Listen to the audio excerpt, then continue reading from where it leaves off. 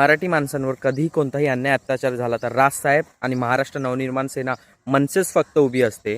आणि आज राजसाहेब पक्ष वाढवतात, आपली पक्षाची नोंदणी चालू झालेली आहे मित्रांनो.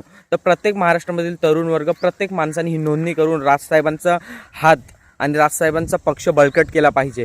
आता पुढचे येणारे 5 वर्षानंतर आपल्याला मुख्यमंत्री म्हणून राजसाहेब दिसले पाहिजे, यासाठी सर्वांनी नोंदणी करून घ्या मित्रांनो. आणि जेणेकरून माझी अविनाश दादा यांना विनंती आहे की पालघर जिल्ह्यामध्ये हा प्रकार जास्त चालू आहे. इथे मराठी बांधव खूप आहेत, खूप राजसाहेब प्रेमी आहेत. मी बघितलं की आपल्या वसई विरारमध्ये मनसे पक्ष वाढवण्यासाठी कधीच काही कार्यक्रम राबवले गेले जात नाही किंवा मनसे पक्ष हा वाढतच नाही आहे. पण जेव्हा मी सगळ्या मुलांमध्ये फिरतो ना, तेव्हा वसई विरारमध्ये आपला पक्ष मोठा होऊ शकतो, दिसतो. पण प्रयत्न झाले नाहीत, प्रयत्न झाले पाहिजे दादा.